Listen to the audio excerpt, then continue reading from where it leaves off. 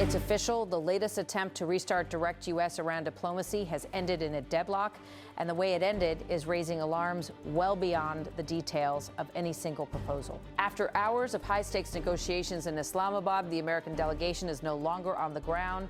Reports indicate the full U.S. team, senior decision-makers and technical experts alike, has departed the Pakistani capital. Iranian negotiators have also left. And that matters because even when talks stall, it's common for at least some working-level officials to remain behind to keep channels open, refine language, and explore face-saving off-ramps. This time, those signs of continuity are missing. The collapse comes after a marathon round of negotiations mediated by Pakistan, held in an atmosphere already heavy with suspicion. The talks followed weeks of heightened confrontation and were framed by supporters and skeptics alike as a rare chance to test whether a broader reset between Washington, and Tehran was even possible.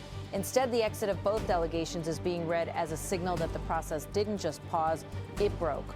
Early on, there were suggestions that some U.S. officials might remain in Islamabad to maintain back-channel contacts and keep the diplomatic machinery running. But as the hours passed, those expectations faded. By the end of the round, the picture that emerged was stark. No immediate continuation, no second round scheduled, and no visible technical track left in place to quietly keep the file moving. Iran, for its part, also withdrew its full team from Islamabad.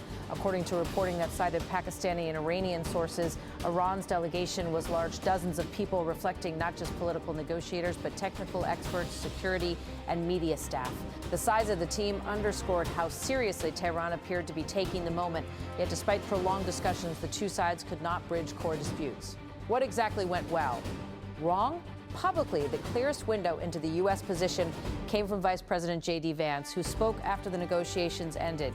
He praised Pakistan's role as host and mediator, then delivered a blunt assessment of the outcome. As JD Vance said, we have been at it now for 21 hours, and we've had a number of substantive discussions with the Iranians. That's the good news. The bad news is that we have not reached an agreement, and I think that's bad news for Iran much more than it's bad news for the United States of America. So we go back to the United States having not come to an agreement. Adams, he emphasized that Washington believes it made its position unmistakable, what it could accept, what it could not, and what it described as non-negotiable red lines. Asterisk JD Vance said, we've made very clear what our red lines are, what things we're willing to accommodate them on, and what things we're not willing to accommodate them on, and they have chosen not to accept our terms. Assets. D, on what specifically Iran rejected, Vance declined to negotiate in public. But he framed the central U.S. demand in sweeping terms, not just a temporary pause or a limited pledge, but a long-term commitment tied to both intent and capability. As JD Vance said, I won't go into all the details because I don't want to negotiate in public after we negotiated for 21 hours in private. But the simple fact is that we need to see an affirmative commitment that they will not seek a nuclear weapon, and they will not seek the tools that would enable them to quickly achieve a nuclear weapon. Addison described that objective as the core priority of President Donald Trump's administration. JD Vance said that is the core goal of the President of the United States, and that's what we've tried to achieve through these negotiations. Then came one of the most consequential lines of his remarks, language that, if taken literally, suggests Washington believes Iran's enrichment infrastructure has already been severely degraded. JD Vance said, again, their nuclear program, such as it is, the enrichment facilities that they had before, they've been destroyed. But even with that assertion, he argued the question of Iran's long-term intentions remains unresolved, and that was the sticking point. Asterisk JD Vance said, but the simple question is, do we see a fundamental commitment of will for the Iranians not to develop a nuclear weapon? Not just now, not just 2 years from now, but for the long term. We haven't seen that yet.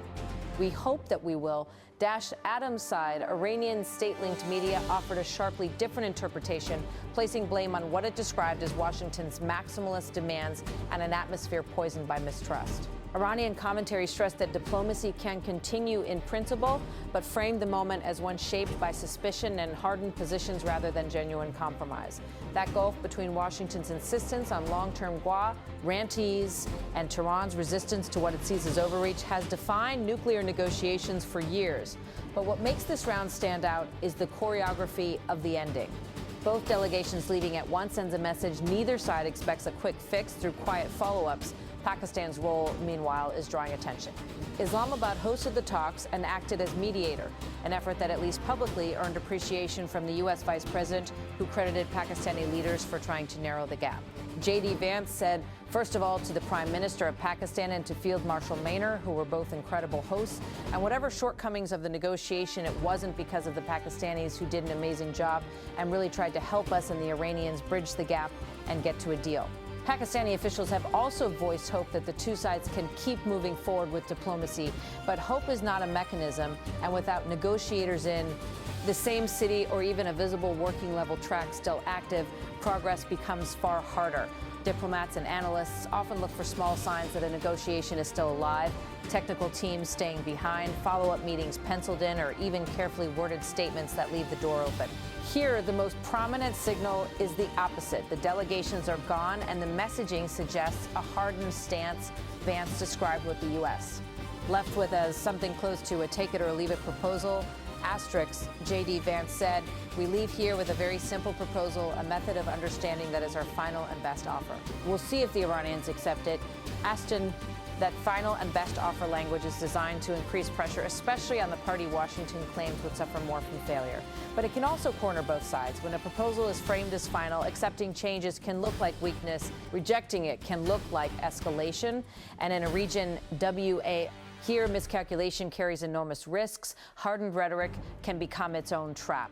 Another major issue that surfaced without public detail was the question of Iranian frozen assets and broader economic measures.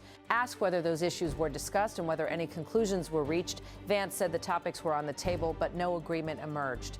Asked, JD Vance said, we talked about all those issues, and we talked about a number of issues beyond that.